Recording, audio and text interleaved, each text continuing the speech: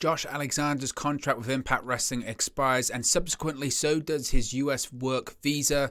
Alexander has also had to pull out of upcoming commitments later this month. All this and more in today's Impact Wrestling news.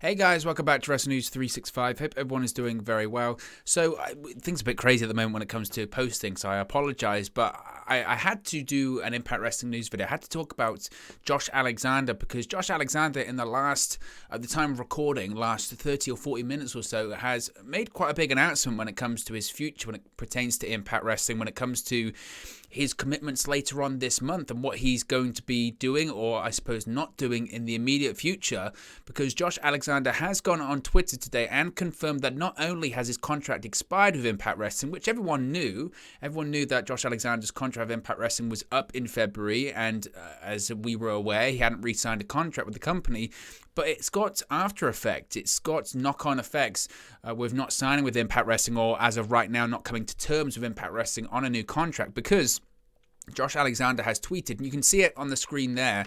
He has said, quote, "Today my contract expired and subsequently also my US work visa. Unfortunately, as a consequence, I will not be able to honor my commitments to both Terminus Pro Wrestling and AML Wrestling later this month. I am disappointed and I'm sorry. Hopefully I'll have everything in order soon." Now, this actually does make a lot of sense because obviously the storyline going on in Impact Wrestling television at the moment is that Josh Alexander was meant to be part of that Team Impact Wrestling versus Team Honor No More at No Surrender, that big 5-on-5 tag team match. If Honor No More win, they get contracts in Impact Wrestling, etc. He was going to be part of that, and subsequently he was removed by Impact Wrestling Executive Vice President Scott D'Amore from that match. They did an angle on Impact Wrestling television where he was going to be removed from it, and he was sent home by Scott D'Amore at the time. And when that happened, at the television tapings, I think a lot of people, myself included, I did a video here on the channel talking about it, that I felt that, oh, it's an angle, they're playing off real life. They're going to do another match at the pay-per-view. What match that is, Josh Alexander will face somebody else.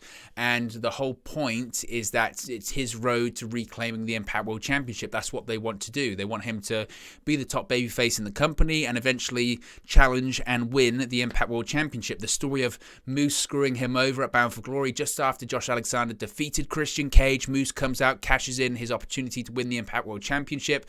Logic would suggest at the time, and while people weren't necessarily thrilled with that finish at Bound for Glory, the idea was, well, eventually Josh Alexander will win the title back and he'll be better off for it. It looks like the reason why Josh Alexander was removed from the match at No Surrender is because he hasn't come to terms on a deal. I felt that, again, it was an angle that Impact Wrestling was doing and they were trying to reflect real life. In reality, it looks like Impact Wrestling figured out what Josh Alexander figured out, that actually we can't advertise him for the match at No Surrender if he's not going to be involved in it, because he can't even work in the country if he doesn't have his contract with Impact Wrestling. So it's legitimate, and this tweet confirms it. If this was just an angle, Josh Alexander would still work his commitments to Terminus, and he would still work his commitments to AML Wrestling, because he's been advertised, he's committed to those events, and the fact he's had to pull out is because legitimately he can't work. So I mean, it's curious. I mean, obviously, we're going to hear a lot more about this. We're going to hear a lot more about this going forward, I'm sure. I don't really know the situation. I don't know if it was a case of Josh Alexander, because he would have known, I think unless there was been a massive oversight here, he would have known that even if I don't re-sign with Impact Wrestling, well, if I don't re-sign with Impact Wrestling, I won't have my work visa. So unless he felt like, oh, I'm going to get that sorted out anyway, so I'll still commit to the Terminus event, etc. Or if legitimately maybe things have got sour between him and Impact Wrestling. I don't know. I'm reacting to this one as it's happening right now, just as probably you are when you're hearing this news. So I'm sorry. I feel sorry for him. I think that another thing worth pointing out as well is that I speculated at the time when it came to Bound for Glory last year. I found it really odd, the finish that they did. I found it really odd that for the better part of 12 months, certainly after Ethan Page left the company, I found it very strange that they built up Josh Alexander so much, and then It felt like the moment they wanted to have. I mean, that whole AEW in Impact Wrestling storyline was to get over an Impact Wrestling talent, an Impact Wrestling contracted talent. And they decided that person they wanted to get over was Josh Alexander. Had a big and impressive X Division Championship reign. It felt like he was maybe going to be the guy to defeat Kenny Omega for the Impact World Championship. It wasn't. In the end, that was Christian Cage. But either way, Josh Alexander was going to be the Impact Wrestling guy to defeat the established main event level AEW wrestler that would really put over and establish an Impact Wrestling talent. So when they had Josh Alexander defeat Christian Cage and become Impact World Champion, only to have Moose then cash in his Call Your Shot Gauntlet trophy straight away, everyone said that's weird. You've spent, again, the last 12 months building up Josh Alexander. Why would you have him, why would you take away that big moment from him? And I speculated at the time, maybe it's because Impact Wrestling quickly realized, actually, Josh Alexander might not re-sign his contract. And from a business perspective, does it make a lot of sense to put the Impact World Championship on a guy that realistically at the time, so we're talking about October here, November, December, January, February, in 4 months' time, could possibly be leaving the company and going elsewhere? Does it make a lot of sense to put the title on him? No, it probably doesn't. But on the flip side, I would say, but then why have you been building him up for 12 months or so when you knew that maybe there's a chance he wouldn't re-sign? From a business perspective, who does it make more sense for them to put the title on? A guy that's going to be leaving possibly in 4 months' time, or a guy that's re-signed for 2-3 years like Moose earlier on in the year? It makes more sense to put the title on Moose from a business perspective because he's going to be around. But I kind of felt like maybe at the time that was Impact Wrestling sort of saying to Josh Alexander, you know what? Maybe we just can't put the title on you because we don't know if you're going to be around. Either way, I'm sure that Impact had hoped that he would re-sign, or Josh Alexander seemed somewhat open to re-signing, and at the moment it hasn't happened. As I mentioned earlier on, I don't think this is an angle. I don't think this is Impact Wrestling and Josh Alexander trying to work the sheets or work the boys or work the industry or anything like that.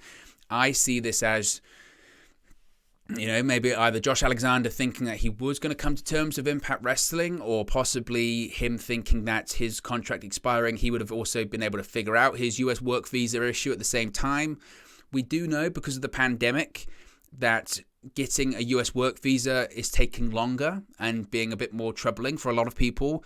Ask some of the people like Jonah, ask people like The Inspiration. There have been delays because of the backlog, because of the pandemic.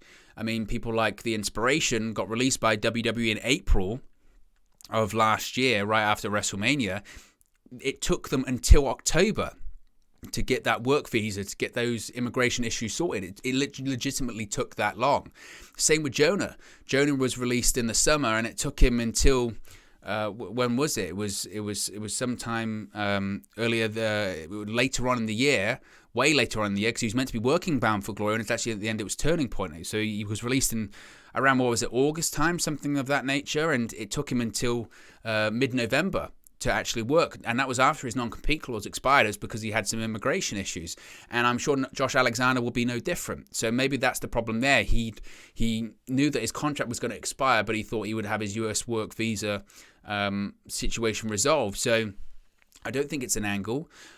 Is Josh Alexander done with Impact Wrestling right now? Certainly for the time being, yes, because he can't work in the country. Will he return to the company? Will he re-sign a new deal? I don't know. I'm sure this will be a developing story over the course of the next couple of days. Obviously, we'll cover it here on the channel. Obviously, we'll talk about it. Once we hear extra news about it, which I'm sure we will, we'll discuss it. Do I think he's assessing his options right now? Absolutely. Do I think that, given his contract's expired, I mean, we could be looking at a situation too. His contract's now expired, and if he has a contract with the company, he can get that US work visa much quicker.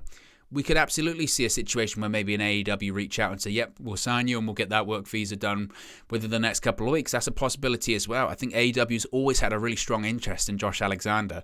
When they signed Ethan Page at the end of 2020, at the beginning of 2021, and he appeared at Revolution, I think a lot of people assumed that he was there, but they were, AEW was interested in Ethan Page, but they were more interested in the North.